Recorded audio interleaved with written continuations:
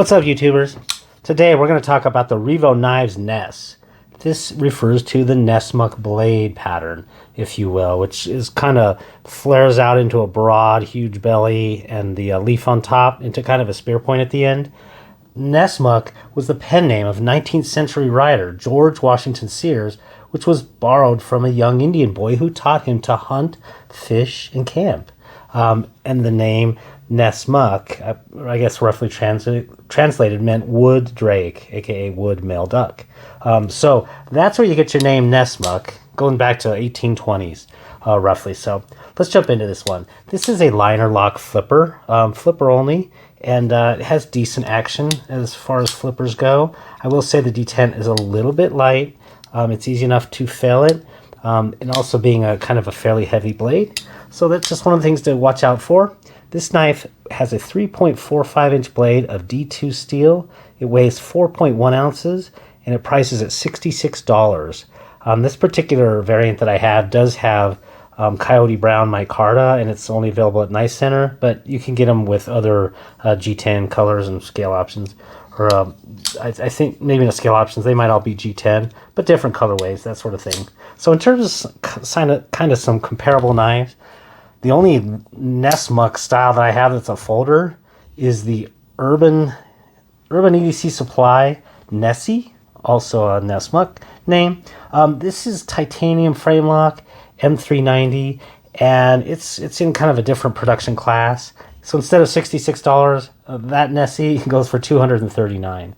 So that's kind of, you know, an option, but obviously much higher end. In terms of actual performance, these are not blade comparables in terms of blade shape and that sort of thing, but the way they behaved when I used it was it's kind of in between a Kaiser sheepdog in terms of it has that very tall, thin, this one's actually a full flat grind on the Nessie versus, you know, this high saber grind on the sheepdog. But you kind of mix that in with the one of the factors in the Spyderco Manix 2 XL. It has similar blade length, certainly in terms of sharpen, and then it just kind of has that belly there, which just missing a little bit of the flat, but it kind of behaved like that. And the piece specifically that did, I'll move that out of the way, was you're going to notice on the blade there, it has a full distal taper. So the one on my right here, that is the Spyderco. And by distal taper, it basically means not only, you know, you combine the high flat grind, but the distal taper refers to the thinning out of the edge, not the edge, but the blade stock itself as you move towards the tip. So it gets thinner and thinner as you go up there, and it does result in some behaviorally similar cutting characteristics. Specifically when I was cutting with some wood on that one, it did behave very much like that. So again, it's kind of in a different class. And also the last thing is they're both very thin. In terms of the hand, they're very tall and thin and kind of pocket hogs a little bit. So that's where that one kind of comes in. Let me go ahead and bring that back out. So the Kaiser Vanguard Sheepdog goes for about $90, I want to say, on this one. This one's in 10V steel. And that, in terms of the food prep, it kind of felt a lot like that. In terms of the wood, the behavior around wood, the Manix 2 XL, that goes for $175. So that's, you know, some pretty wild price differences there. And other than that, there's really not a whole lot of knives folders that I have like this. This is a very unusual blade shape. It's almost like it is kind of very strange. And I'll talk about one of those things when we talk about one of the cons of this knife. So those are some possible alternatives that you could get. Let's jump right into the pros of this one. The distal taper, as I already talked about, is great. It makes for handling cutting of food perfect. You know, this thins out super nicely there. And also with that full flat grind to the top, yeah, this knife, I was shocked at how well it cut tomatoes. I really wasn't expecting it, but I took it to camp, did a great job. I think for skinning an animal, this would be a great blade shape. Truly, with that huge sweeping belly there, I just think that's definitely something that it makes a lot of sense that it would, you know, handle that well. And it really didn't handle wood poorly, so it was pretty good there. In the hand, the ergonomics are great. In the saber grip position, it literally, I have medium large hands, it just fits right in. This goes right into your palm, and then your thumb drops right in there.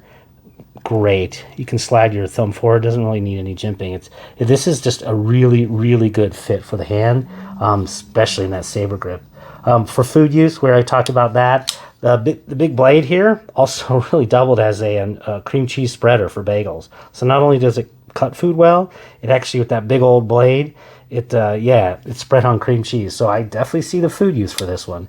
And then the last really solid pro of this knife is it does offer ambidexterity for left-handers. So I do like that they have a nice little cutout there. It's a fairly neutral pocket clip. It worked just fine. So the really good things going on there. In terms of some of the cons, and this is the first one is combined with a little bit of a weak detent, the lock interface with the back of the tang, it's suspect at times.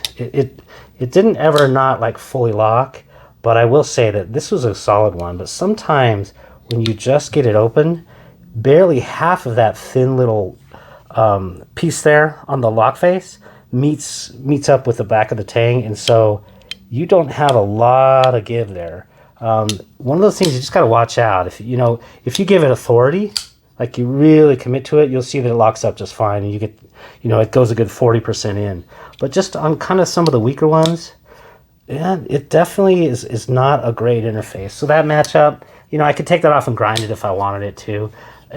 I just know, give it enough authority. The scales really were incomplete. I don't know why. It's almost as if they got this one from the Civivi Elementum, but why they didn't just take the scale all the way and cover to the very end of the liner there, the steel liners, I don't know. I mean, it's obviously because they want you to be able to tie the lanyard there and not have it mess up the micarta. But if that's the case, I don't know. This is a knife that's not tiny. Screw the lanyard. Bring that all the way, or maybe just cut that off. I don't know, and put a pin or something there. That's where, add $10, cover that over, put a pin in, and bring that micarta all the way to the end, because it just looks really ugly, and it looks a whole lot better like that. So yeah, for me, that was kind of a bad thing. It's a little bit thin for my taste in the hand. Bringing this back up, it's even a decent bit thinner than the Manix 2 XL, and that's a pretty thin knife. So yeah, in hand, I would have liked to them, just create a little bit more meat in the micarta scales there, and then who knows, maybe even, like I said, you could add $20-30 more probably. These are made in China, and they could have like contoured those, brought that micarta out a little bit, but it's just so thin. Being such a tall blade, you really wish that you had a little bit more meat in there, in the hammer grip. That would also help, and of course that little bump there doesn't work great in the hammer grip. So I think a little bit of a problem there, a little bit thin. The big belly shape, this is very interesting. This big belly shape, basically one big sweeping belly, does not cut cardboard box very well. It causes a little bit of a wriggle, and I didn't know if it was just the way that this one was ground or if it was flawed or something. But no, I actually did a quick test with the Nessie, and it does the same thing. When you're cutting down into boxes, there's just a natural inclination as you get past a certain distance on that belly there, that it just causes the wiggle as you get some relief. And I'm imagining that's probably what a recurve might feel like when you're going through boxes as well. I just have an idea. I generally stay away from recurves. This is not my thing necessarily. They're great for pull cuts, fantastic. This one actually did find in pull cuts too. But yeah, just if you're going through slicing things like that for a long distance, 2 or 3 feet of cardboard, then you'll notice that it'll wriggle a bit strange. So overall for me, I'd say this is a future giveaway, definitely, and maybe not in the too far future. Speaking of giveaways, we'll take a quick pause. I am giving away this knife for anybody who follows me on Instagram at @MitchellBolig and DMs me just the word sheep. That's all you need to do. On July 1st, 2022, I'm going to go ahead and do a random drawing of the 1 or 2 people that maybe actually make it this far in the video. But if you do want this Kaiser mini sheepdog, it's yours. Definitely jump in on that if you want that. It's just one of those knives that it was actually a good knife, just too small for my hand and not one that I'm ever going to use. So back to your regularly scheduled review. Yeah, this knife is going to be a giveaway, and I'm happy to. Like I said, I think it's very useful. Like I said, for something in cam, processing food, really good. Thin in pocket, albeit tall. It is tall and kind of pocket hogs a little bit like we talked about there. So I think for the most part, I do like this blade shape, but I think it's more apropos really for like a hunting knife, probably, which then translates into it being a fixed blade. So hope you did enjoy this. If you did, like and subscribe, and have a great day. Take care now. What's up, YouTubers? Today